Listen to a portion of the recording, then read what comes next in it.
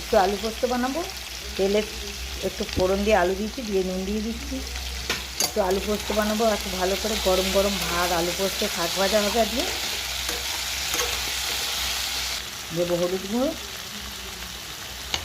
দেবো লঙ্কা, ঝালটা যে যেমন খাবেন দেবেন, আমরা একটু ঝাল খাই।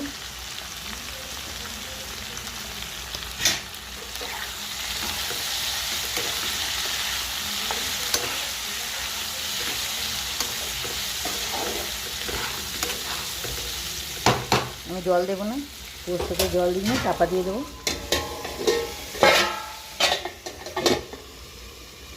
চাপাটা খুলে ফেলেছি, ভাজা ভাজা হয়ে গেছে। এবার পোস্ত আর কাজু আমি একসঙ্গে বেটে রেখেছি, কাজু পোস্তটা দিয়ে দেবো। একটু ধুয়ে দেবো লাস্টে, ওইটুকুনি জল দেওয়া হবে।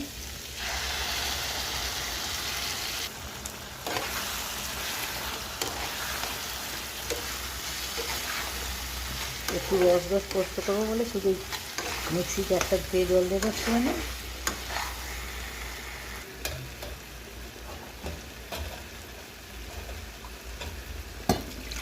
এইটুকুনি দেবো।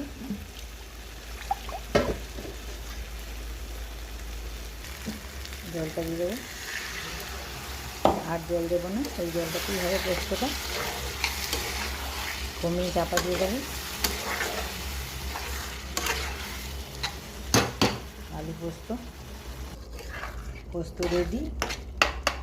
একটু রস রস করেছি কারণ ডাল করিনি, পোস্ত শাক ভাজা হয়েছে। পোস্ত রেডি।